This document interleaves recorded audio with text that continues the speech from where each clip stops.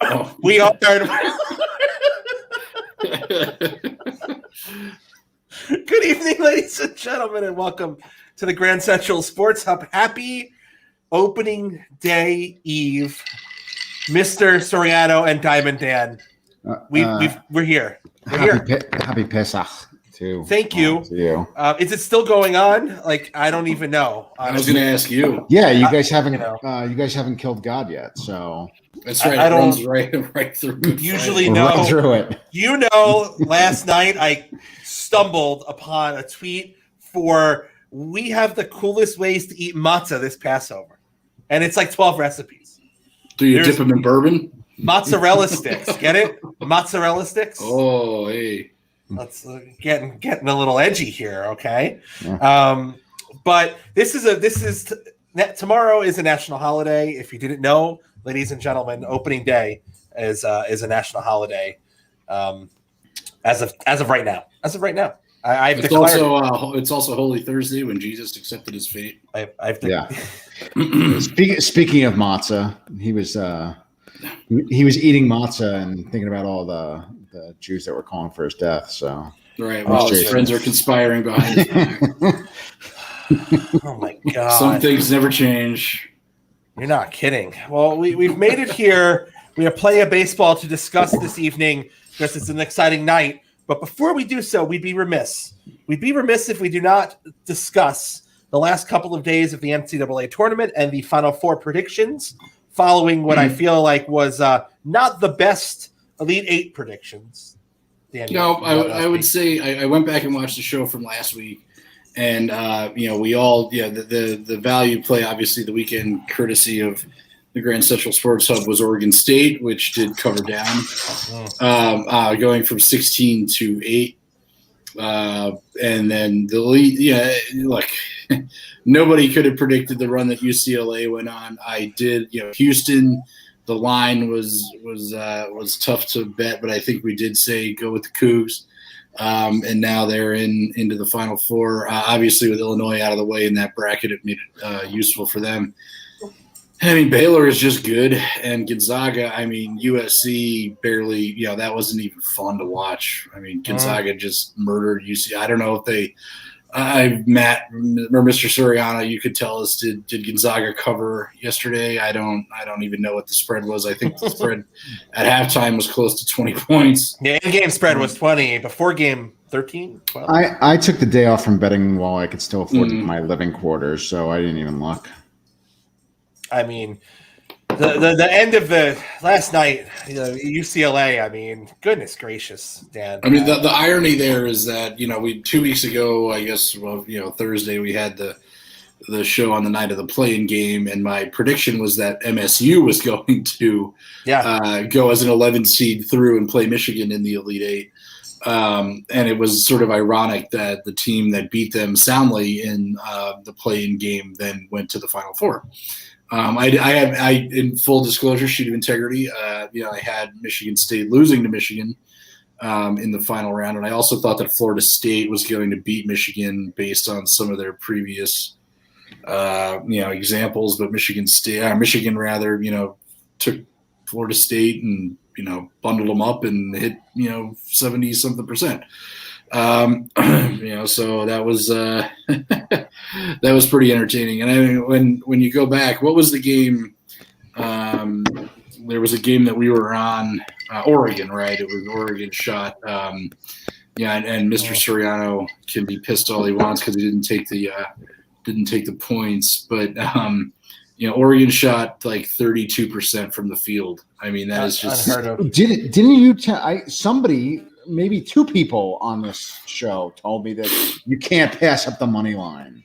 Yeah, we all took it. I thought, Oregon in the over. We had the over. The over in the pack. The thing was you got a pack again. First time a Pac-12 team played a Pac-12 team in the tournament. USC did, I think, beat Oregon in their last matchup before the the Pac-12 tournament back in February or whatever. But, I mean, Oregon got robbed of a game in the first round thanks to VCU getting the coronavirus. Came out and won their next game quite soundly against Iowa, which was a big upset, and then came out and flopped against USC, and I think Oregon would have given Gonzaga a better game. But now, it's a what if situation. So we've got Gonzaga, UCLA, Houston, and Baylor.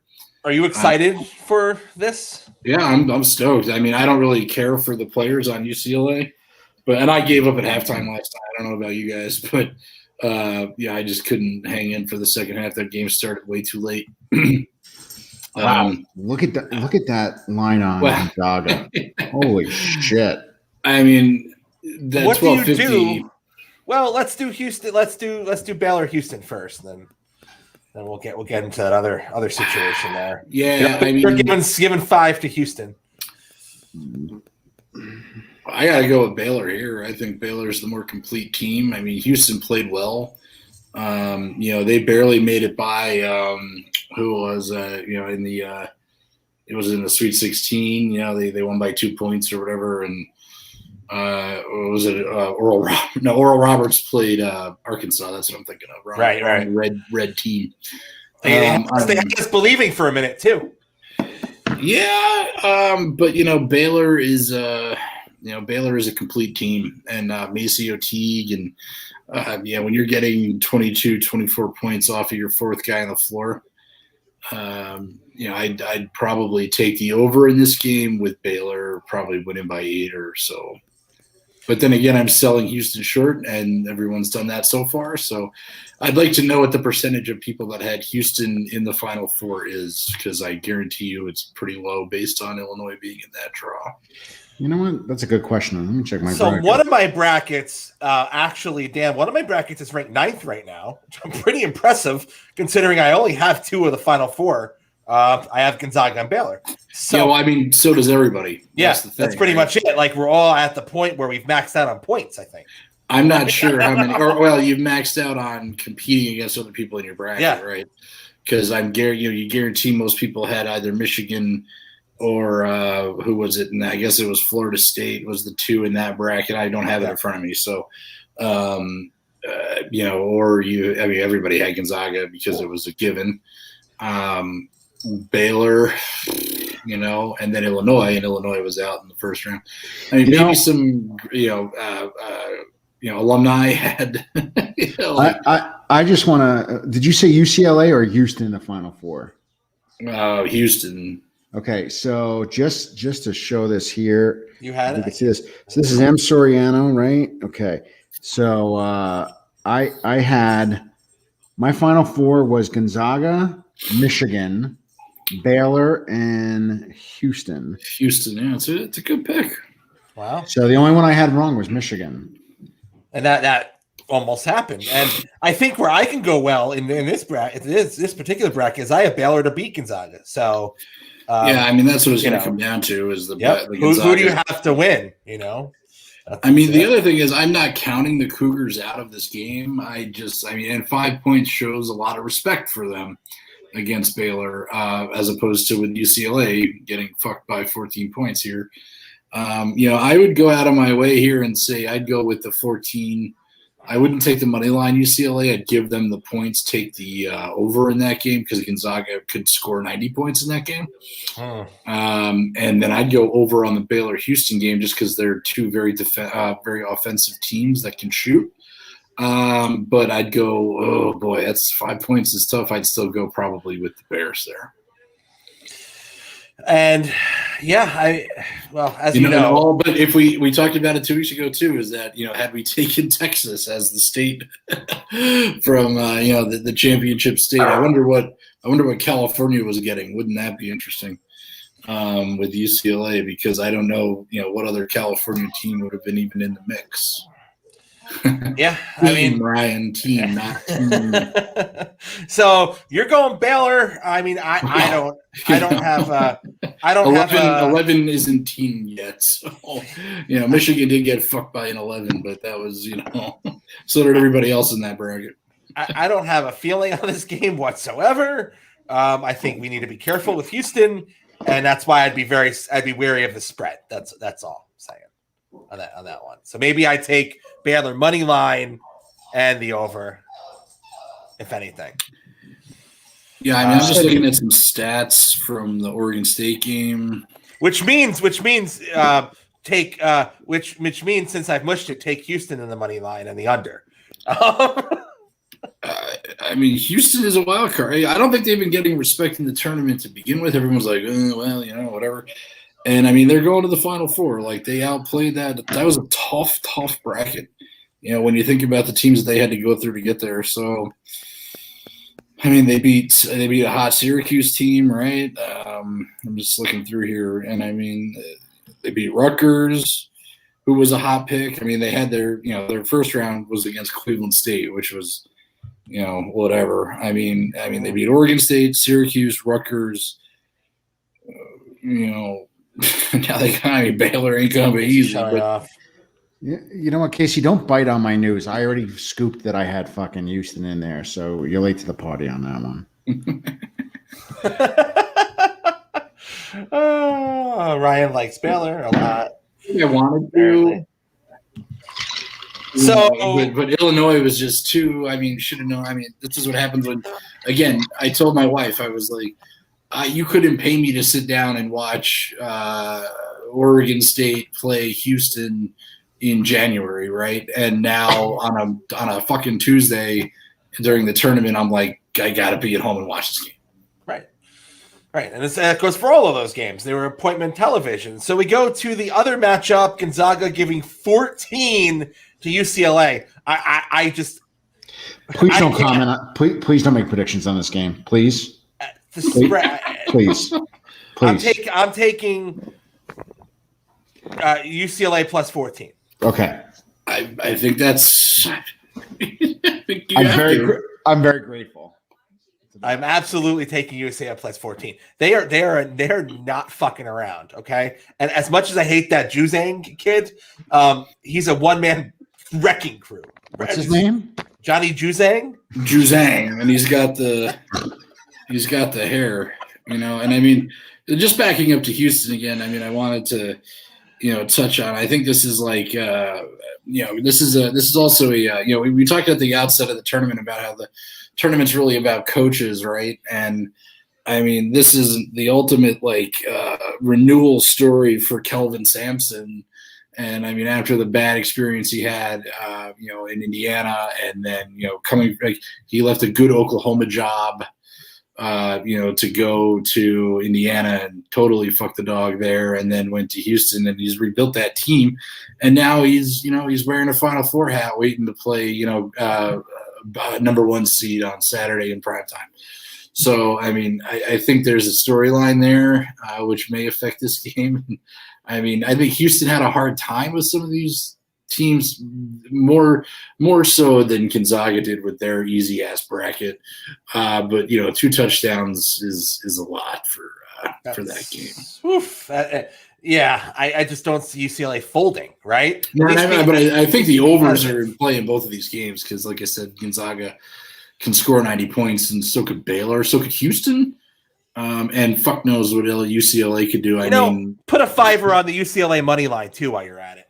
Yeah, I mean, just put 5 on it. Why not? Let's do it. Just do it. Like you said, Juzang, and then the guy was it? Jacquez. Like the guy looks like the dude from the 5th of November or whatever. What was that movie? With the guy with the mask.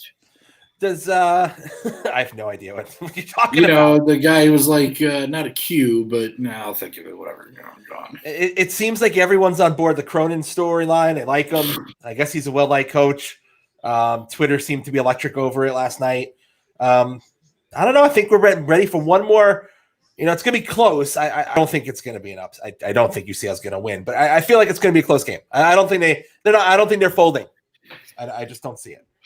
I mean, I think Gonzaga wins this game. I think it's a bit, Gonzaga's been groomed to win this game. I don't think they expected to, this is the beautiful thing about the tournament. Like I said earlier, I was like, you can't spell Cinderella without UCLA. So here we are. Yeah. And they're playing with house money. Well, while the Spring Valley talent over here figures that out. East Ramapo schools were great in the 60s. My education. Oh, man, I have a great joke, but it cannot be said on the internet.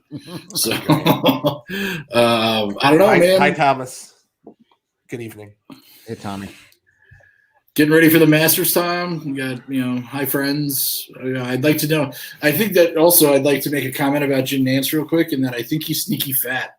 Because there's one commercial where they're at Larry Bird's house and he's sitting down and he's got himself a little bit of a post game buffet belly there. I was surprised. I know Thomas is not going to like this take, but he is the third best play-by-play announcer employed by CBS networks for this tournament because Kevin Harlan and Ian Eagle are by far 1 and 2. Ian is great. Kevin Harlan is electric. The thing is that Nantz gets better because he has Bill Rafferty. Yeah, Nantz you're right. Rafferty elevates Nantz in this case. Bill Rafferty is like the guy that you sit now. Bill Rafferty's like the guy that you sit next to on the Metro North who talks to himself while he's reading box scores in the New York Post. And he's just like, fucking onions, big fella. And you're like, yes, this is what I'm here for. The only good thing that would make that better is if they brought Gus Johnson back. Yeah, well, they let him slip away. Then they'd have some four play-by-play guys. So whoever was doing color with Ian was really good too.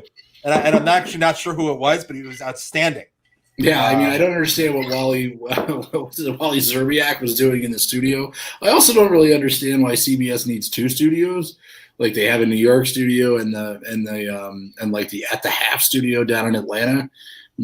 Is there just? Maybe because there's not enough room to stick everybody at a desk right now. Maybe, but CBS does a tremendous job with this coverage. Oh, it's so good. The way the games are set up, there's times they're just perfectly freaking set up. It took me a week and a half to realize that there are 2 courts at Lucas Oil Field. I didn't even know. Even know. Because I was thinking to myself during the first game of the Elite Eight, and I was like, they could put another court on the other side of that curtain, and sure enough, they did. You know what? If they can figure out a way to stagger games like this and set things up, there's no reason why professional sports leagues cannot figure out a way to do a better job with their playoffs that overlap too much.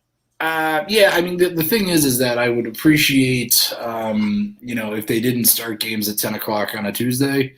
But I understand we're in a different scenario. But come on, man, you couldn't do a baseball playoff game at 10 o'clock. I get it.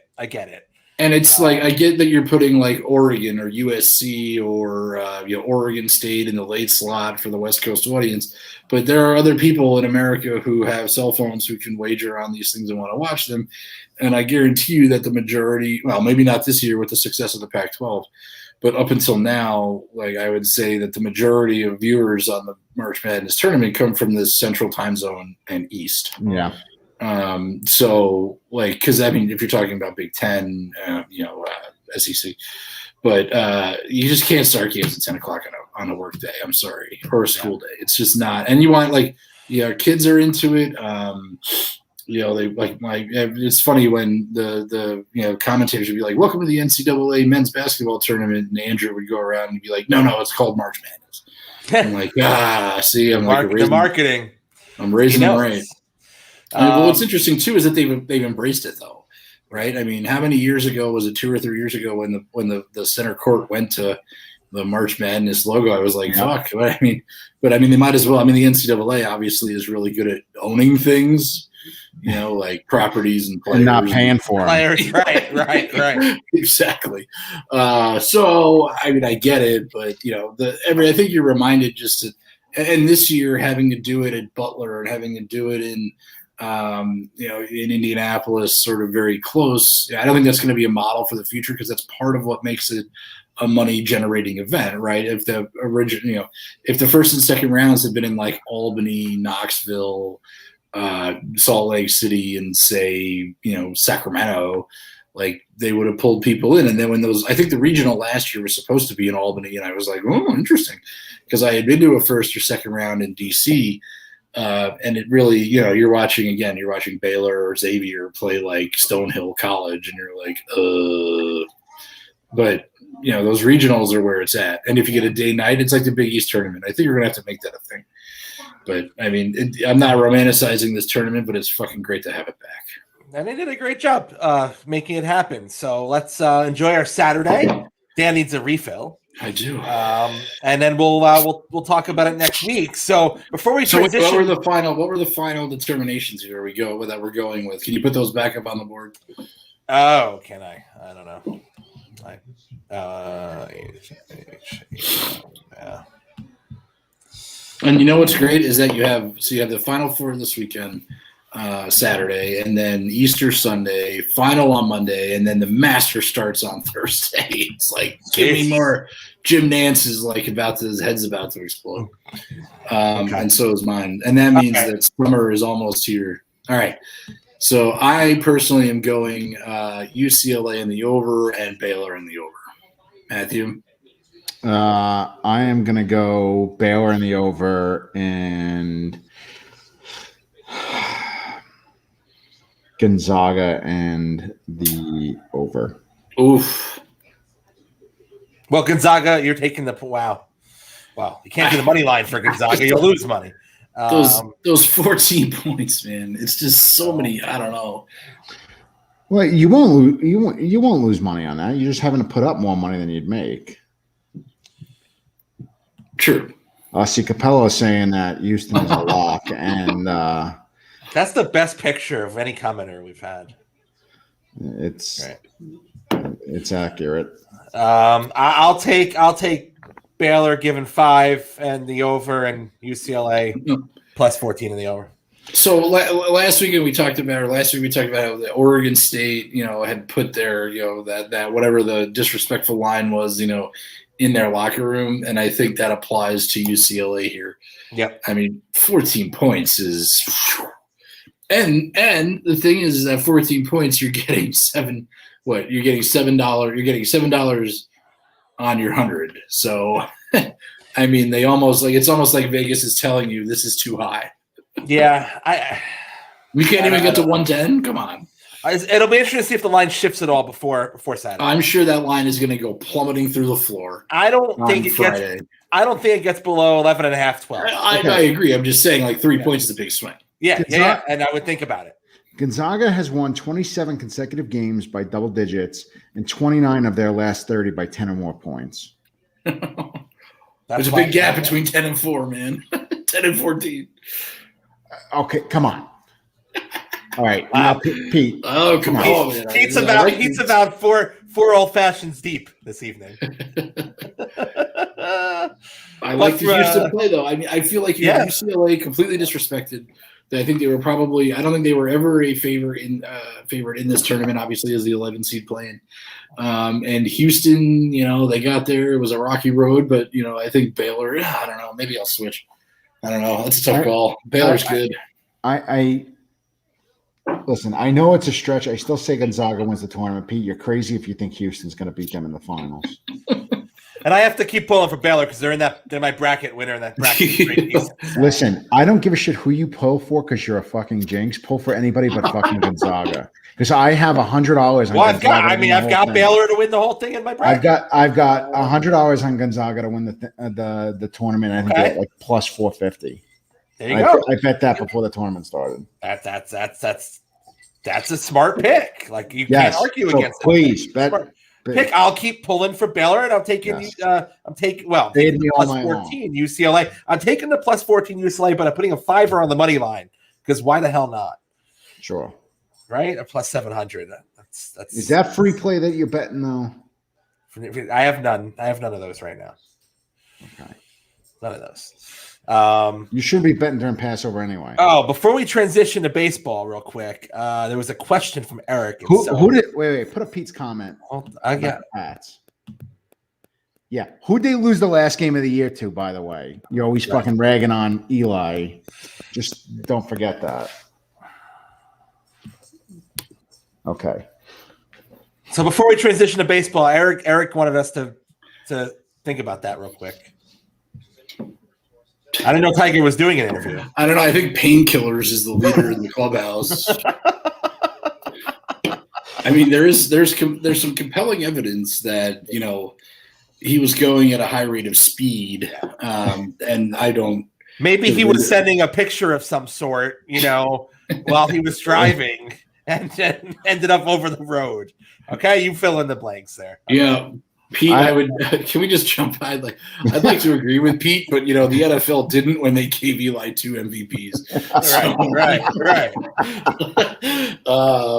I don't see OC Umenyiora with a Super Bowl MVP. No, I'm sorry. You can't knock Eli. Maybe you can make a case in the first one. You can't knock Eli in Super Bowls. If you want to be criticize Eli, you can criticize some average regular season play. When you're talking Super Bowls, don't even start with this nonsense. At least the last 5 minutes of the Super Bowl. You can't. All right. So back to the Tiger question. I don't know what Tiger's problem is because the one time I took OxyContin, I drove great. So yeah, I mean, not when did you mix it with vodka at 7:00 in the morning? Because then that might. I drink whiskey like a man. I know. Well, Tiger is he is who he is. So I mean, so the thing was he's going at a high rate of speed down this thing. It's a decline around a curve, and the one thing that the local police said is there were no skid marks. So it's not like he just send it. It's not like he hit the brakes, right? So I don't know, maybe like he was at a Quaker Steak and Lube the night before and met a waitress and was texting her on the way to the course. I got 20 on that easily. Do they have Quaker Steak and Lube? Either she sent him a picture or he's sending her a picture. Either way. The hardest thing about all of this is that it was the same thing in the. That's not the word you want to use. No. All right, most difficult. Is that this guy? Yes, he's had a tough upbringing, but I mean, he's had his. So I think the problem with this incursion is that he's had the 30 for 30. He's had his redemption. He won his green jacket again. He's gotten the forgiveness of all of those middle-aged Caucasian dudes that idolized him growing up, and now are they willing to make that accommodation again for this guy? I don't know if that's. I don't think you need to though. We're digging deep because we're being what we do. But there was nothing on the surface that he did anything wrong. Well, who asked the original question, Eric? Yeah. I mean, then why is the district attorney ever sitting on the cause of accident? Why does Tiger feel the need to even do an interview? Is he doing an interview? I didn't know. And apparently, is that true, Eric, or is this like speculation? But there's no need for it. I mean, what are they going to have to come to his house because he can't? He can't drive his cars in a fucking ditch. Yeah, I mean, that was a loner. Genesis isn't going to loan him a fucking hover. And that thing, I tell you, that thing was a tank. Now you know I drive the way I do. I don't have to worry about dying in one. Right. That thing, if that's not a good commercial for them or what, I'm telling you. That's life. I think it's hard that people are willing to give you. Obviously, Tiger has had the benefit of the doubt on things that may be a lot more serious than what happened with the car wreck, right? And things were. I mean, everybody saw him the day before giving out the trophy at Riviera. Right. And there were pictures. Everyone was like, tee like behind the bleachers, because on the pictures that when he was awarding the trophy, he was like, his eyes were red. They were like watery. His hair was kind of weird. And everybody's like, oh, there's old Tiger again, getting back into the Tito's. And I mean, the next day this happened. Right. So, but it is, I don't know. In my mind, there's nothing there. And it is what it is. I hope he gets back and he plays. Do I think he plays? I don't think Tiger's going to play. I don't think he's going to play because he already had his back needing to be repaired again. So I don't think so. But Jesus, Brian. Oh, my God. I can't put that on the screen. My God. But all right. We're going to transition to baseball now. Matt, what's on the patch on your sleeve there? It's the Cooperstown patch. I love it. That's awesome. Go ahead. Very nice. I like it. Oh, okay. I don't know whose jersey. It's blank on the back. No, is it Nolan Ryan? But you've got a 50-50 No, he went in as an Astro, or it's a Carter jersey. Carter went in as an Expo for whatever He did. That's right. His number is retired at Nationals Park under the Expos. Oh, that's interesting. No, it's a Piazza jersey. All right. It would be stupid for me to wear a Seaver jersey. The guy I forgot that he was in the Hall of Fame. I did too. Yeah. I did too. But you should go back and frost your hair again. It's because Just like him when he wears. some asshole from the Bronx tried to murder him. That guy's from Boston. You should Actually, he's from Houston. You should frost your hair, Mush. I had that thing. I had when I had hair in like. Oh, I just mixed beers. 2002. Oh God. Are you drinking a Mike's? No, this is some Tuckermans from North Carolina, New Hampshire. Yeah, it looked like Mike's. Yeah, yellow. If I'd wanted an ulcer, I'd go with Mike's. So that's bad enough already. Oh my God. So the National League, we talked about the American League last week with Diamond Dan and Josh, the Red Sox fan. And the National League is, I would say, there are more competitive teams in the National League. There are still some bad teams. I think on the surface, there are more competitive baseball teams in the National League. And part of that is because the National League East is probably the best division in baseball. And that is what we're going to talk about here. And because it's the best division in baseball, you know, they're going to beat up on each other, in my mind. And I mean, I'm not the expert here. Mr. Soriano is our National League expert, especially regarding his home team here. So it's going to be interesting to see what you think. But in my mind, it's a tough division, and that's going to keep the overall win totals for these teams down. But I'm curious to see what you think. But before we even get into that, the elephant in the room, let's talk about Francisco Lindor. I'm just going to throw it right to you. What do you think is going to happen? You're on mute there. There you go. No, I keep muting. I think something's going to get worked out. I think they're going to talk. You know, there's a lot of conflicting reports on the Twitter. I'm looking at there now. Are the fans still freaking out? Yeah, you know, it depends on who you look at.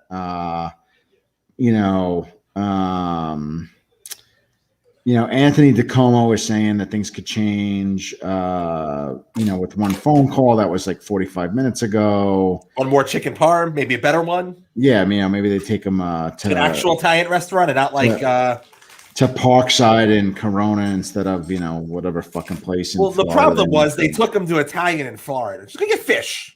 Just go somewhere for fish. So apparently 3 hours ago, Carlos Correa agreed to a 10-year, $320 million extension. You guys know that? I did not see that. What? 10 years? Yeah. Yikes. That's a lot of garbage cans. He's going to send half of that to George Springer and thank him for leaving town. Did he? I didn't know. Yeah. That's according to... I'm saying no Carlos Correa extension. Yeah, never mind. It's a fucking... I thought it said Jeff Passan, but it's a Joff Passan. April Fool's Day is tomorrow. April Fool's Day. April Fool's Day is tomorrow. So people starting early, apparently.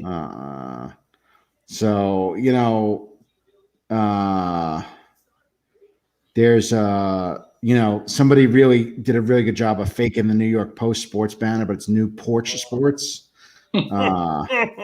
So there's a lot of conflicting bullshit out there.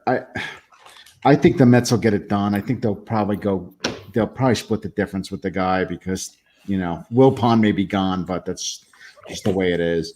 I think he's asking for an extra 2 years. I think they give it to him as an option of some sort, but I don't know. Cohen doesn't seem like the kind of guy who's going to lose. He's going to get it done. No, and that's the thing. The player can't take the first offer. Same thing happened with LeMahieu. The agent has to work, right? Or else the system's broken. So they come to a compromise. 12 years is tough. But listen, that's what teams are doing now. They're spreading out the value of the contract over 10 to 12 years for the top players in the league. And I think the Mets have to be prepared to go 12 years, and they'll probably split the money difference that they have. But I think some of these guys like Mookie Betts and whatever, they just want to be secure for the rest of their career. That's it. They once they hit free agency, and if he hits free agency and doesn't come in agreement with the Mets, barring any debilitating injury, he'll get more in the offseason than what the Mets are offering him today. Well, so how long is his contract without the renegotiated extension? This season, that's it. Oh, okay. That's why. And he doesn't negotiate during the season. So if they don't finish it by tonight, he's going to free agency. Yeah, no doubt. They've got 3 hours to go, and I think it's going to get done. I got to believe Sandy and everybody. Listen, it could be done and not filed with the league. Well, no, because here's what I like that Uncle Steve is very interactive with fans, open, transparent. I have one issue on this one that I will say. It looks a little amateurish when they offer a deal and he comes out on Twitter and say, "We offered a great deal. Do you think he'll take it?" I don't know. I didn't like it. I don't like the look. Yeah, but your owners are assholes, so. Oh, I don't disagree. I don't like the Yankees owners or how they do business. I feel like it's him saying, "Hey, we offered a great deal. If it doesn't work out, don't get mad at me. Don't get mad at me. I did a great job." I think it's his way of being transparent with the fans, where we've had no transparency for 40 years. So he's the I think as we're not used to it. Like he's not only 100% opposite than the Mets' previous owner, he's nothing like any other owner. It's probably good for the sport, but it's different. Maybe I'm just not used to it. I don't know. It's just interesting because it didn't go as smooth as he thought. Maybe he legitimately thought Lindor would be like, "Sure, I'll take it." Yeah, that's fair. I like him though. I do, and I think as an owner, it's healthy for the game that he is so different than the other old guard owners in the league. So nationally, one thing he's doing that's I think is really smart is Piazza, who is the Italian National League manager or national team manager rather. Incredibly popular player. He's bringing him into Piazza's Italian. Who would have thought? Yeah, he's brought him in to do player and marketing and community fan relations. Piazza's talked about the need to retire more numbers and engage more with the fans. I think you're going to see things like somebody had floated the idea, and this came out of the press, so I think it's got to be something that's come out of Piazza's or Cohen's mouth, like a statue of Tommy Agee catching the last ball from the '69 World Series. There's supposedly none of your business, Aaron. What are you asking questions for?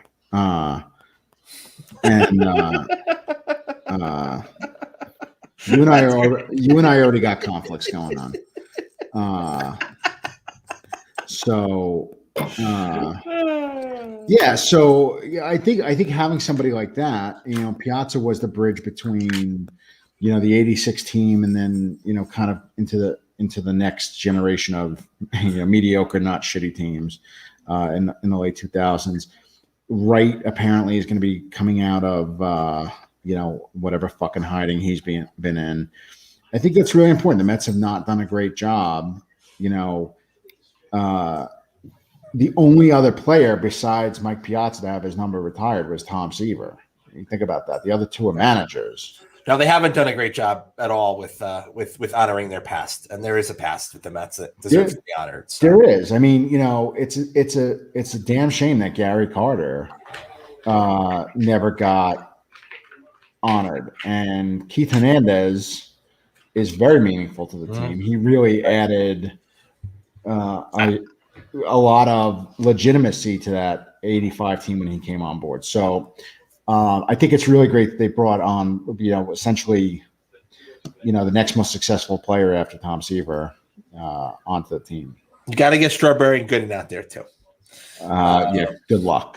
Well, I always forget which one is coherent and which one's not. They never seem to both be at the same time. Darryl has found God, and then Doc has found more drugs. Yeah, I believe that was the last thing. But in 2 years, it could be completely opposite with these two. You never know. So this year, I have to say, I would think you're the most excited you've been since 2004. I don't know, 4. Yes. And then even better, I'm taking little Miss Soriano to her first baseball game at City. So excited. So that's even better. I almost took her to a game at Dodger Stadium. That would have been her first game, but to do it in Queens. So you got to do it that way. That is. You got to go home. Yep. Dan, you've cherished the time you've done it. And I think it's going to be fantastic. And Citi Field is the right choice. So you got to take her to the home ballpark. Yep. First. So, what do you think before we get into your top to bottom NL East picks, the keys to the Mets season, if they're going to be even in contention for the NL East? I think the biggest thing is that the rotation is the guys that they brought in to fill in the gaps until Thor comes back are solid. I think once Thor and Cookie come back off the DL, and I think they're saying Cookie will be like mid-May, and then Thor should be around the 4th of July. Those guys just need to be solid right out of the gate. And then I think you're going to see it's going to be DeGrom, Syndergaard, Carrasco, the midget, and what's his name? Stroman? Stroman, and then Tijon Walker bringing up the rear. The bullpen's got some questions, but they brought on a lot of new people. Alonso has to have he had a good sophomore season, but nowhere near his rookie season. He's got to have a solid year. He's got to really amp it up. Hitters got to keep hitting, and I think you'll see them make a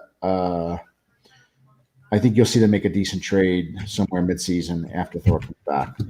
But the rotation's gotta be solid. I think you don't have to worry about DeGrom. If he's healthy, he's going to be pitching Cy Young stuff. I think the concern is how Thor comes back, right? These guys, they come back strong for career-wise, Tommy John. The question is their first year back. What can you really expect? Same for the Yankees goes with like a Luis Severino this year. Can you legitimately expect him to come back in July the same way as Thor and be an effective starter? I don't know. Well, John Lieber came back from Tommy John surgery, won 20 games. Yeah, they come back. It's just that first season. That's the tough one. Well, Rojas and Sandy Alderson have both said that early stuff on Thor has looked just amazing. The guy has been he's been putting in the work. He's been very diligent. He's been seeing his doctors religiously. And he started his rehab right out of the gate. So he's really taking it very, very seriously. And they say he looks better than he has, ever. So, it's not going to matter until he's facing live pitching. But so far, his early workouts look sensational. Dan, do you have any other takes on the Mets being if they want to challenge for the division? They have a big problem, and that's the Atlanta Braves. Yeah. And that's about it. I mean, I don't think Philadelphia's got pitching problems. I do think Rhys Hoskins has a renewed power year at first base in Philadelphia, maybe 30 home runs in that neck of the woods. But I mean, the real this is going to come down to the Mets. And I mean, look, in my opinion, I think the Mets and Atlanta will both make the playoffs this year. Who wins the division? I don't know. Someone gets in a wild card 1. Potentially a wild card 2. So you've got, in Major League Baseball, the National League has everything they want right now because they have a division rivalry in Atlanta and New York, and they have a division rivalry in San Diego now and Los Angeles. Yep. So you've got coasts and you've got 162 games, and let's fuck. I like the National League. I like on paper the National League divisions. And battles in all 3 divisions. So Mr. Soriano, we're going to go with you first. I know. Well, come on. What's the battle in the Central Division? I think any question about St. Louis? No. I don't. I think the Brewers are still a contending team. I do.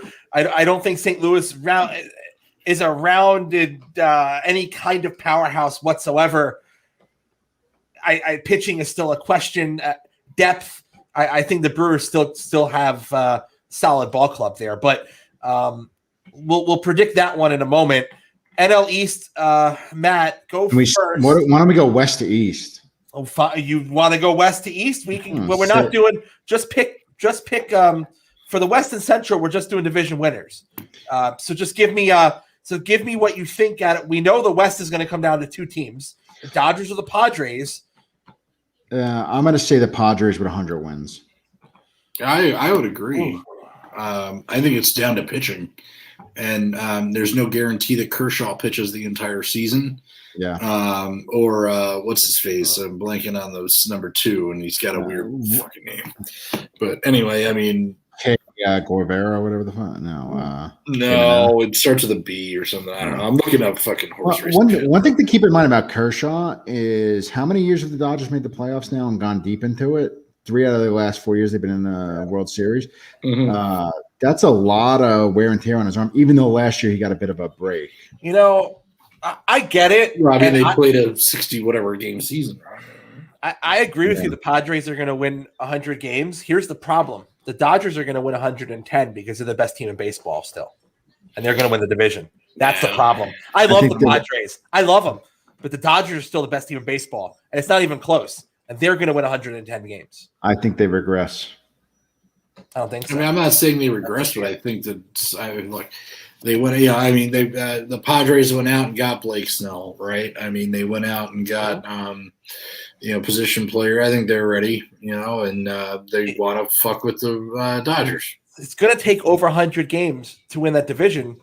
Yes. They're following. I don't think the Padres are going to do it. They're following the same formula, if you will, that the Red Sox followed 20 years ago. They're close, but they're not there, and then they want to compete, and what's it going to take? Pitching. They're close. They're still close. I just don't think they're as good. I think the Dodgers still win that division. Dodgers are that good. The Central, I'm still gonna pick the Cardinals, but I don't think it's gonna be a runaway by any stretch. I think it's gonna be one of those 3-4 game differences there. I'm going to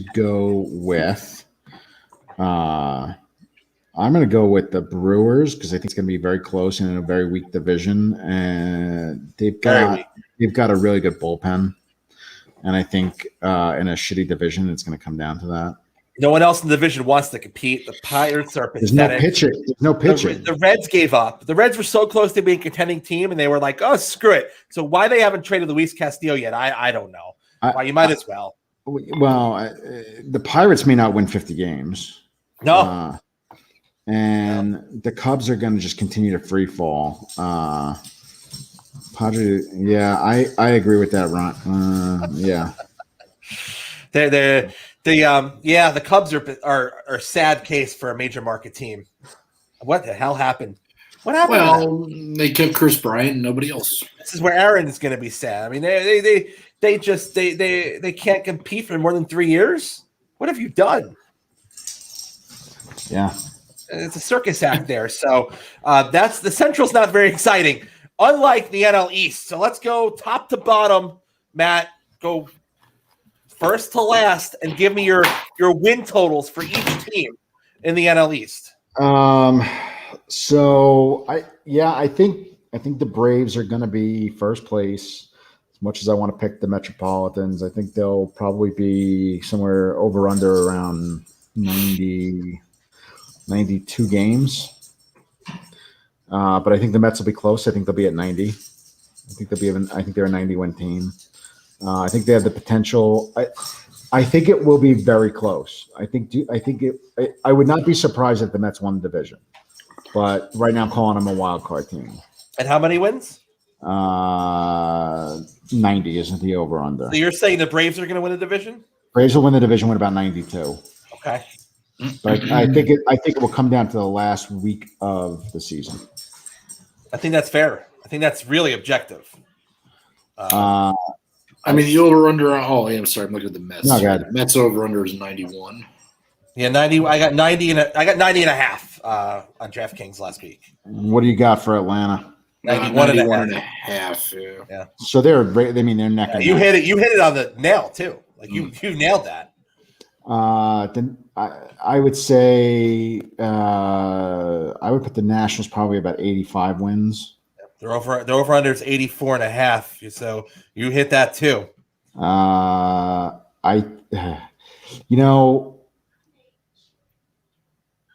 In a way, I really want to put the Marlins at like a 500 team because they were really like they can be an impressive team when they're on.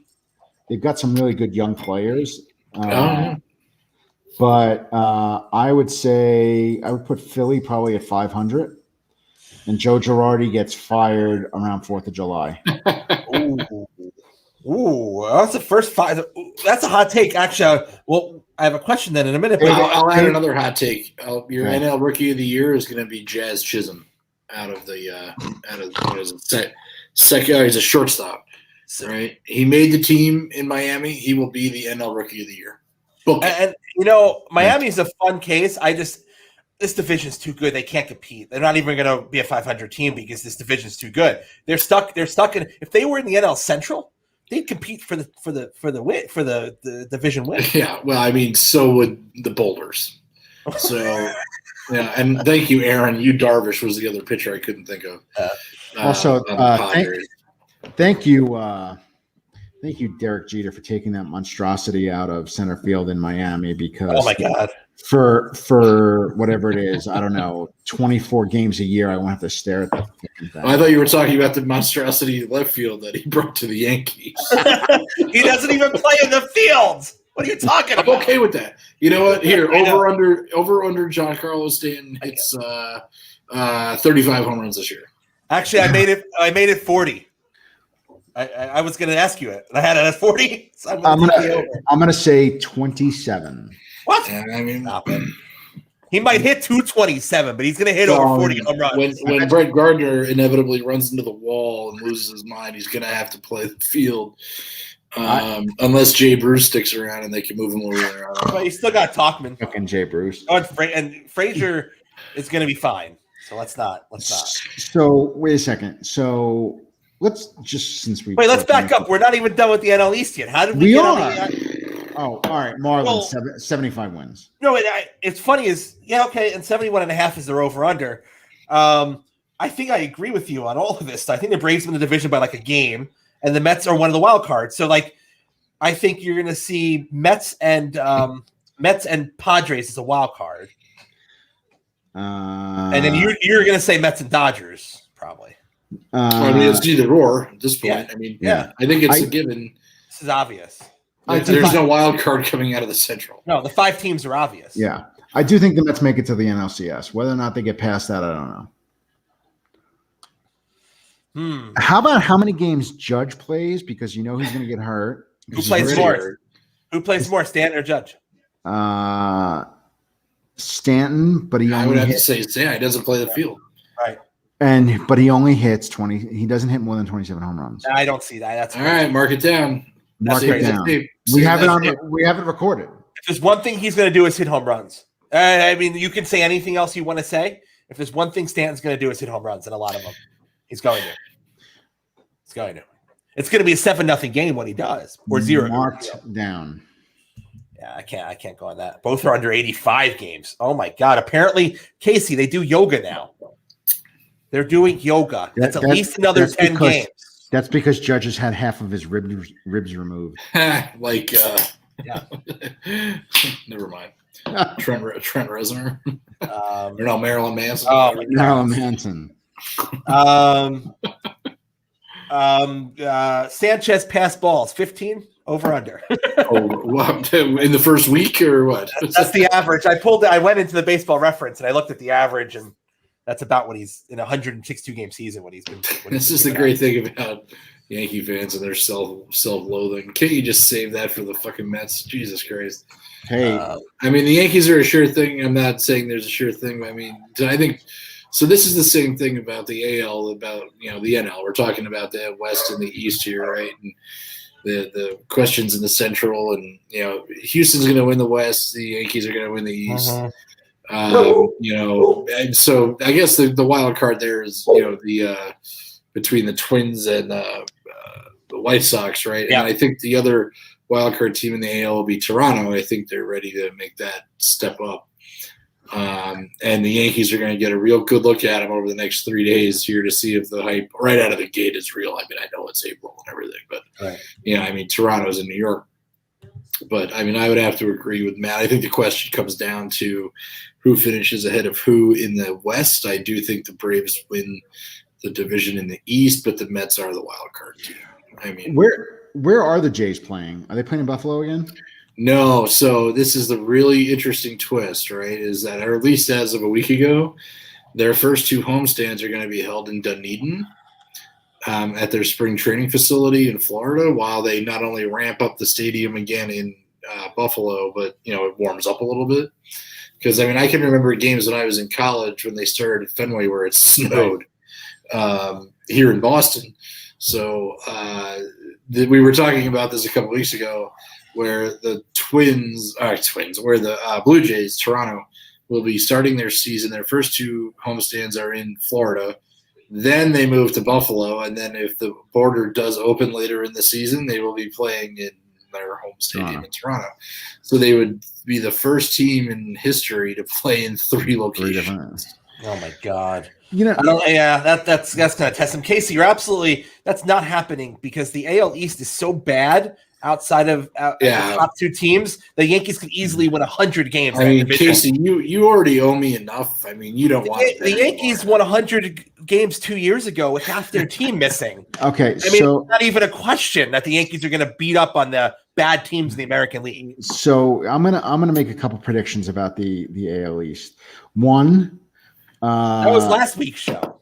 Matt Harvey gets AL Comeback Player of the Year, specifically. Thank you for saying that, because I'm going to pick him up on my fantasy team right now. Yes. Also because Mush made fun of him. He's like, oh, no, I was making fun of the Orioles, really, not so much. Okay, doesn't matter. You touched the situation, so it's cursed. And you put Matt Harvey in a this was like, and he dabbled at the corners, right? Or what you would say in Cincinnati. But like going to Baltimore is truly a no pressure situation. No. Right. So if you go there and like it becomes the story, because what else is going to be the story? Right. We talked about it last week. The Orioles have the best catching prospect in the league, who probably won't play until September. The great thing is that we're talking about them playing into September, which is such a breath of fresh air. Speaking about baseball, like it's a normal sport. Yes, Boone is a boring talking head, but actually, Casey, I want my manager, the manager of the team that I follow, to be boring and to not, not to make headlines, especially with a team that has so much pressure and demand on them. But so if the Orioles have an opportunity to hang around, they win some games, Matt Harvey, blah blah blah. They debut some players who become trade bait because Peter Angelos is a douchebag, maybe in a couple of years they come back around. But the Orioles are never going to be in the same position, at least in the next 5 to 10 years, that say the Padres were in this year, where they can go out and pick up guys that build around someone like Manny Machado. And granted, yes, a short season last year. I forgot that Manny Machado was in fucking San Diego, right? I didn't even know, like, there was no that talk about Baltimore and leaving and this, that, and the other. It was a non-entity, and maybe that's my East Coast bias. I don't know, but anyway, I've ranted long enough. Aaron Boone doesn't run the game; the computer program runs the game, so I can't even with that. I think you're forgetting how improved Toronto is. No, but they don't. The pitching is not there. The lineup is scary. This lineup is scary as hell. The pitching is not there. But that is parallel to the argument about the Yankees 2 seasons ago, right? When actually Sanchez and Judge and everybody was hitting, right? And then you put LeMahieu in that. It was almost like the 3rd, 4th, 5th starter didn't matter. Then we found out that it sure did. And then the Yankees went out and took the one starter from the team they couldn't beat and brought it to New York as a Yankee fan today, tomorrow, and forever. Yeah. So, Toronto, their best pitcher is in New York. Back to the National League. Marcus Stroman is their best pitcher. He plays for the Mets. The one last thing I'll say about the Yankees, and it's in 2 parts. One, the Rays are their kryptonite. It was very delightful to watch them get swept last year. And also, I wouldn't mind the Yankees winning the World Series on one condition, and that is Brett Gardner has to take a line drive to the face so bad that he has to have full reconstructive surgery. I'll take it. And cannot go to, like, he cannot speak or anything else for the rest of his life. I love Brett Gardner, but I'll take it. What about the NL East? No, just the NL from a betting perspective. The lines are on the board here. There's no value in the Dodgers or the Padres, and outside the top 4, there's no chance anyone else makes it. So no, I mean the Cardinals are in that mix. I don't think so. It's the Braves. If I have to pick one, I'll pick the Braves, but I like the Braves on the. You're Mets. missing some teams here on the screen. Yeah, well, I mean, it gets out of control after that. Yeah, I mean, what are we doing here? Are we doing the Diamondbacks and the Rockies and the Pirates? Like, what are we doing? I mean, the Marlins, they could. No, but I mean, the Phillies, no. So I mean, Bryce Harper has become the East Coast Mike Trout, right? The Reds shouldn't even be at 1,500. They shouldn't even be that high on that list. I'm taking the Cardinals here at 1050. I think that's I can't. Arenado makes a big difference on that lineup. It's lost money. Are these World Series I'm odds? not used to it. Are these World Series odds? These are pennant odds. Okay, so what are the World Series odds? I don't have it in front of me. Okay. I mean, so you know what it's going to be. When we were in Vegas, I got the Mets at plus 1,200 for the NL. No, for the series. Oh, okay, that's good. I mean, why not? Yeah. I mean, that's some value there, Yeah. MLB World Series as of now, futures. The Mets are at 1,000, and yeah, I mean, that's the bet. Last of the. I'll tell you what, on value, the Astros at 2,200 is probably your best bet. Yeah. Everyone below that, no one else has got a shot. But obviously, the Dodgers 350, the Yankees at 550 lead the pack for the World Series. So, that's not much thinking there for those. So on fastest, here's a good one. Fastest to 15 wins, Cole or DeGrom? DeGrom, but I doubt he'll make it to 15 wins. 15 wins is a lot of wins. I doubt Cole will. Here's my concern. It's how you handle the pitchers, and I think the Yankees are going to baby Cole. Did you hear that question I had, Dan? I go DeGrom. I go DeGrom because I don't think the Yankees are going to let Cole get 15 wins. I don't think they're going to let him pitch the innings. Wow, I mean, he sucks. I wouldn't say that, but I don't think that's really. But I think Cole can get to 20 some odd wins, 20, 21 wins if everything goes appropriately. But I think early in the season they're going to protect him really hard. Yeah, they're going to protect, especially before Sevy is ready, and I think they're going to ride Garcia hard. No, Garcia's going. No, what I'm saying is King made the team. Yeah. Garcia did not. I think they're going to ride him hard in Scranton or wherever the taxi squad is, and Garcia will be back on the roster by June. I'm going to say I have second most Yankees starter wins this year. It's going to be Jordan Montgomery. Yeah, probably. I mean, he has the experience. I mean, I think the first to 15 home runs, Aaron Judge or Pete Alonso. Oh, I like that one. Oh, Pete Alonso. I'm going to go with Pete.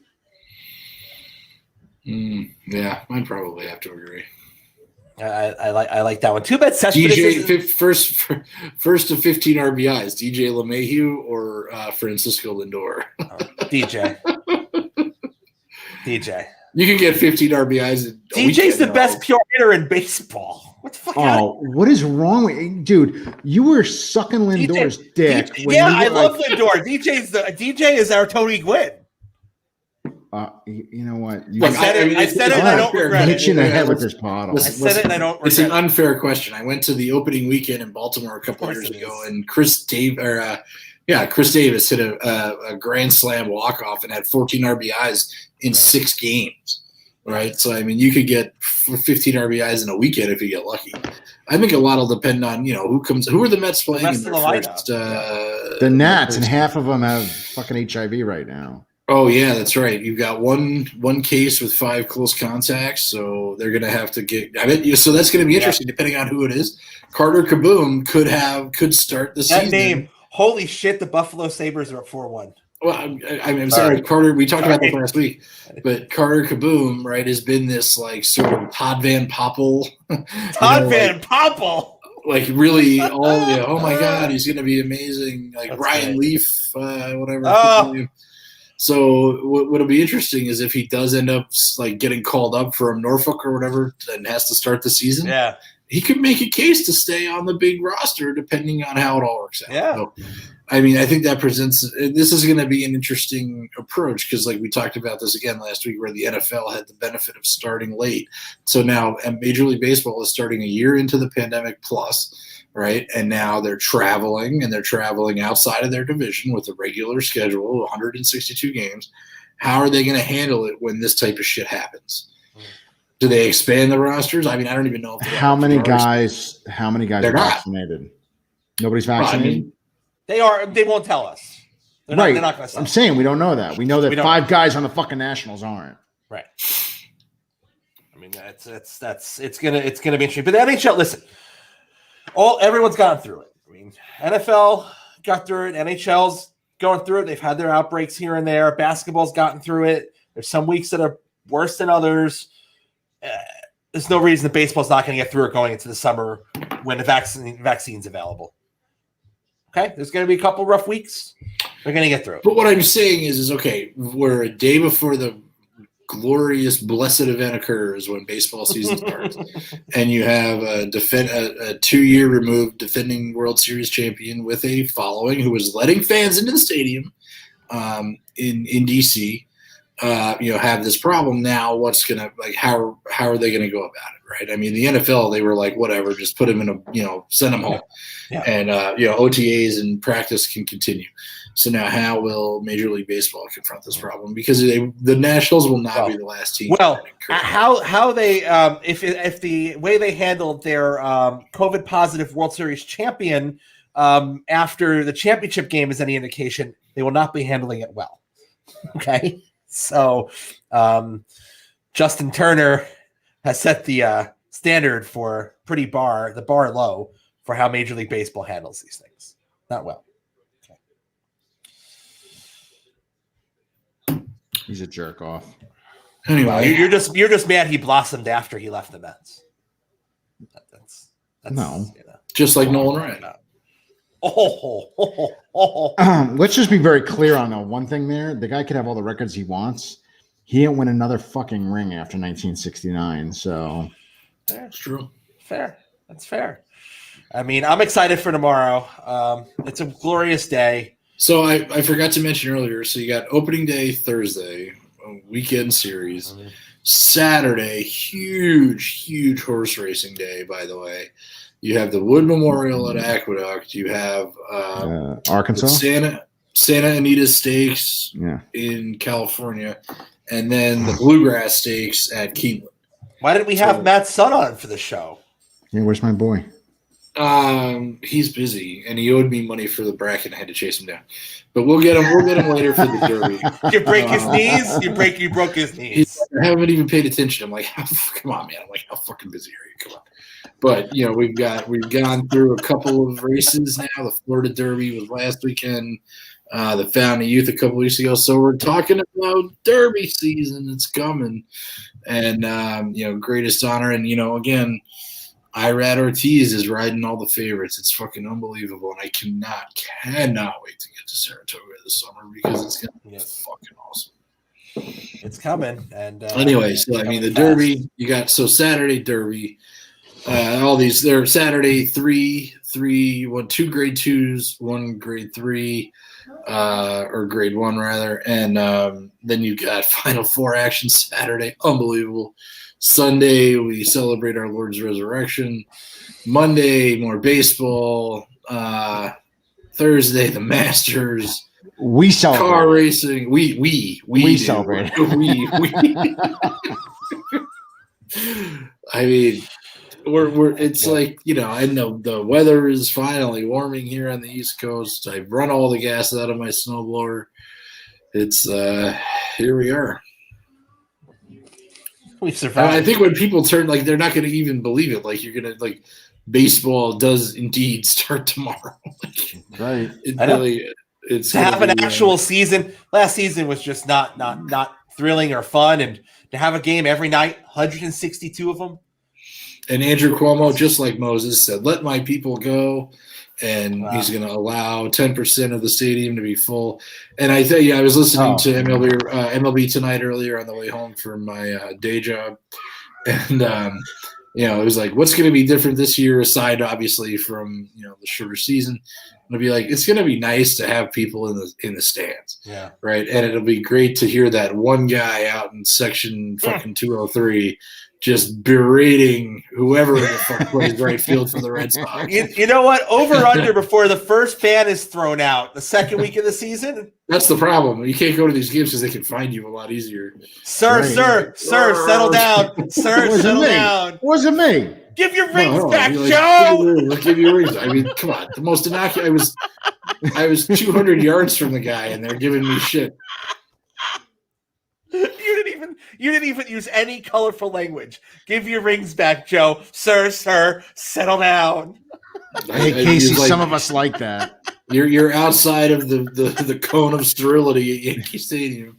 You can't say those things. Well, were you looking at the field level seats? Because I know they don't even let you go down. No, we were all the way upstairs. It's like 2 years. We were like out by the foul pole in left field. Was it like the first year the new ballpark was open? It was. It was before. So they won the World Series. So fan friendly, right? And I don't even know how we even ended up at that game. I don't know. It's like most of our purchases, not sober and last minute. Yeah, I was living in New York at the time. In pure destitution. My unemployment check must have cashed the day before when we decided to go to the game. And I was like, hell, we get tickets for $40. Let's go. And I spent a lot of time at the stadium that summer in 2009. It was nice. And then they ended up winning the World Series, which was nice too. After I had gotten another job, which was even nicer. Right. So it was like a nice little, line. So I think that just listening to the pundits and all that, it's like the Yankees they're going to be who they are. I'm really interested. Like, I have nothing against the Mets. I don't like Citi Field, but I like going to games there, and watching them play their division rivals. And I think the Braves are a real kind of razzle dazzle these days, and it's going to be fun. Like, the Mets are kind of a wild card. They're kind of a question mark. And I think with new ownership and Lindor and pitching, it's going to be fun to watch. Yeah. Yeah. And I hope so. Cause this is more fun when both the teams are the best in the leagues. And there's been all of these, the back page talk about, Backpage New York Post, not Backpage.com, talk about, Steve Cohen and the new ownership and the, Twittering and the off the Twitter. And then he's caught up. He's losing all his money in GameStop and blah, blah, blah. Like, there's been a lot of distractions, and it's not great to have a distraction like with your fucking star player, like the minute before the season starts. But if they work it out and Lindor comes, like, if Lindor goes 4 for 4 tomorrow, or let's say he goes 3 for 5 and with a double and 2 RBIs, like, people are going to be like, oh, great, and judge the whole season on one game. But these are the games you relish because they're day games. It's like, you go right in from the day tournament into fucking day baseball. It's like, and then there's a Christian holiday on Sunday. And everybody's like, you're just like, you could feel it, right? You could feel that there's like an energy, and then you go into the Masters, and we can talk about that next week if you want. But like, by the way, I know we don't celebrate Barstool on here or anything, but there is a, in a way, especially when they bailed out the parting glass in Saratoga, great move there, with the Barstool Fund. But there's, I've never really liked foreplay on at all. No, just on Barstool. But they did a whole somewhere with Dustin Johnson, who was obviously defending Masters champion and the number 1 golfer in the world, where he goes up against the Barstool foreplay golf guys playing left-handed. And it almost humanizes Dustin Johnson in a way that I don't think everyday casual golf fans really appreciate, and or have ever seen, for that matter. Because Dustin Johnson is sort of like the he's a cautionary tale. Renewed himself. Now he won the Masters, gets his jacket from another cautionary tale with Tiger, especially, cocaine. He also has the hottest wife in sports and is intrinsically tied to hockey because of that. And like everybody in golf, everybody you play golf, you're like, man, like Dustin Johnson is swagger, but he has no personality. They don't know. This Barstool thing, even if it's 10 minutes long, really like gives you a great look at his at kind of his goofball personality. Like, I don't think a Coastal Carolina degree gets you, like a lot of pats on the back, and he might not be able to add 15 plus 12, but neither can I. But it was a great look at making Dustin Johnson a little more human. Anyway, rant over. There was one thing that I really wish we would have with Stevie Cohen here at the Mets. I wish George was alive, because these two guys would go horn to horn every fucking day. The media circus, the attention they both would want to have, this would be electric. Oh my God, would this not be amazing? Fucking amazing with those two guys owning the teams.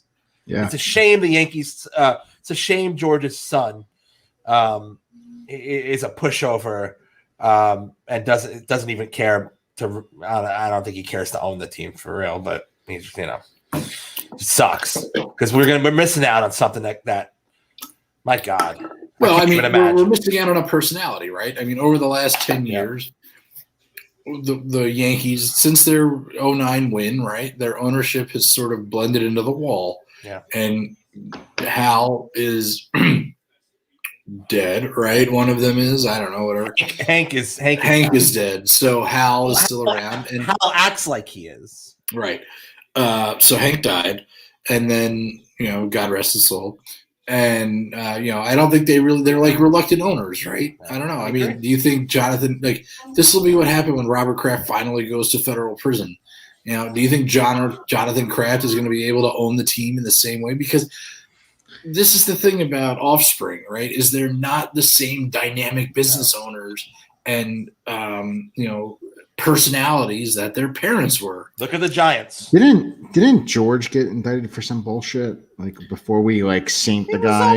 He was always in trouble. He was in trouble. Brilliant businessman. Come on. Remember, he was banned, but yeah. All right, but let's not. I mean, come on. But that's exactly it. So Casey's point is he was a showman and absolutely was a media attention guy, but he wanted the team to win, and he lived and died with every game, right? But that was personal investment because he personally purchased the team. Yes. He owned it. His kids were just sort of along for the ride and built that value. I mean, you could make a Trump equivalency, or you could make a Patriots equivalency, or I don't know. I think the closest thing is the Maras, really. Yeah, or what is it, like the Clippers, or then you go through the problem is then you have a situation like the Dodgers, right, where a family owns that team forever and then sells it to the guy that wrote Angela's Ashes, whatever his name is, and then they sell it to Frank McCourt, right? I forgot McCourt, right. And then they sell it to a group, and it becomes,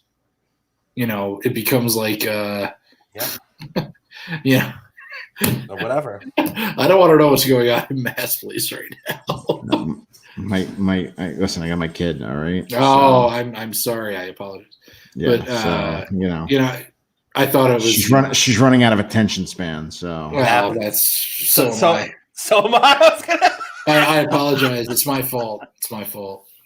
Is there a Donald Sterling reference? No. So, wow, we covered a lot of ground tonight. This will be fun to play back when the season's over. Both the AL and NL shows will be fun to play back when the season's over to see how fucking awful our predictions were. I hope you have a good opening day tomorrow, you guys. Yeah, likewise. Just enjoy it, and it's a long road. I hate this bullshit of starting on Thursday and having Friday off. Because of the rain out, they always want to protect the integrity of opening day, right? Whatever. I hate it too because you're all jazzed up. You're like baseball, and then you're like, "Fuck, there's no game. That sucks." So Yeah, I am. I'm excited. I'm excited. Anyway, enjoy your day tomorrow. Enjoy the Final Four. Enjoy baseball. Yep. Enjoy your weekend with your daughter. I think we'll have a show most likely next week, and then the week after, Dan, I become your neighbor. That's and then right. Property values go down. Yes. When the nose, not around here. No, not around. Well, I'm not going to be able to be in your town, but I'll be close enough. Well, no, that's not true. That's right. Jesus died for opening day. We'll do what or your people murdered him for opening day. Yeah. We'll end up doing this. We will sacrifice this man for baseball, but don't worry, he'll be back in 3 days. Crucify him, then we could use the cross for baseball bats. Jesus. That's right. They weren't stoning him; they were throwing baseball. That's okay. All right, this is terrible. When I relocate, bless me, Father, for I have sinned. We'll do an on-location show somewhere. Yeah, well, we could do an on-location show from Fenway. Yeah, we'll be the only guys there. It'll be great. What's the Fed? What do I 10-20%? What's the deal? It's low. I mean, the thing is it's actually genius because they'll get the guys that have paid so much money for season tickets that they almost feel compelled to show up. And I know guys that have had tickets or split tickets or had boxes or they're like, I just don't. Because when they were good and this is the thing about the Red Sox is they're either they win the World Series or they finish. Or they suck. Yeah, I know.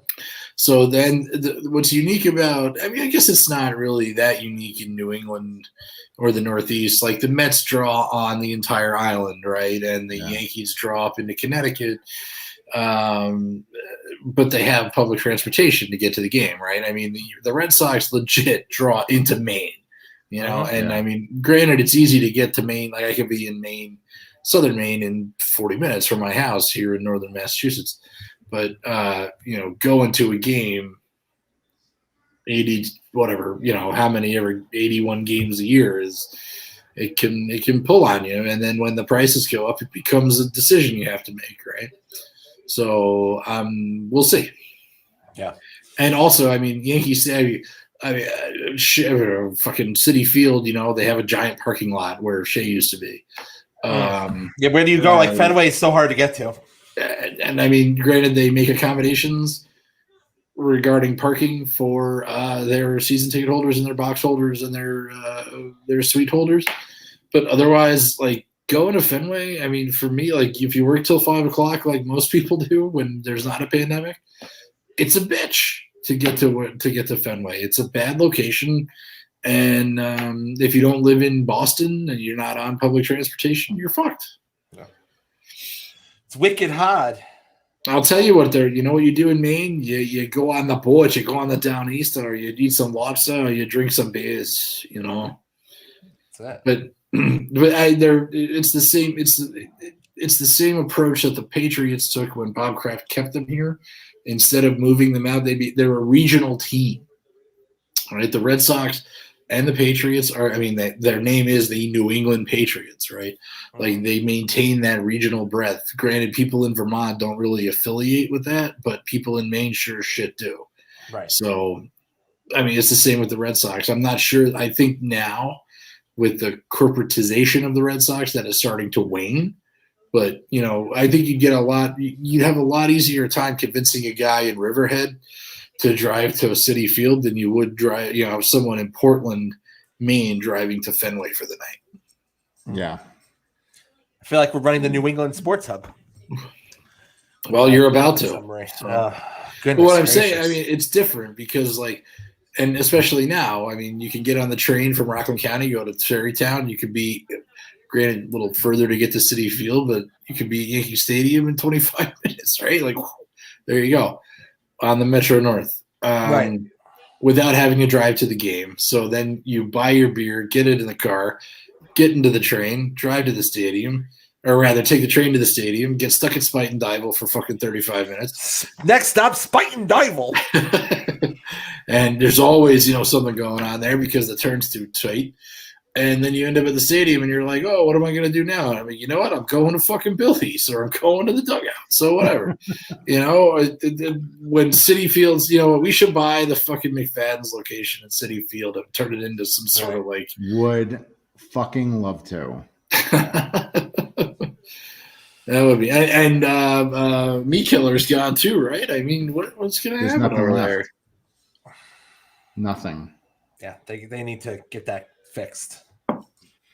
Man, baseball, it's upon us, and may it be fair that all of us, and there's thing you were talking about earlier today, may it occur that we can all fly to Chicago this winter and see the Giants play in Chicago, because last year when they played in week 2 in Chicago and we got robbed of that opportunity because we all said we wouldn't go in fucking December, and when you can go in September or October, we couldn't.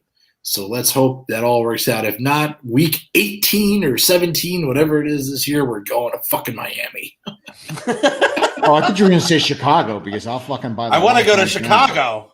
No. But with the NFL adding an extra week this year and taking a week out of preseason, the last game has been assigned for the Giants to Miami. Oh, is the actual schedule out? No, but I'm saying if that game ends up being week 17 or 18 or whatever, left to go, and it's in Miami, we are fucking going.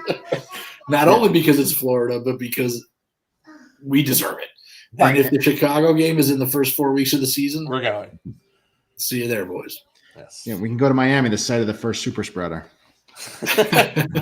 we'll hold a vigil. Spring break I'm getting in trouble over here. Yes, right. Understand. Gentlemen, enjoy your day tomorrow. We'll catch you next time. See ya. Okay. See ya. Happy Easter. Bye.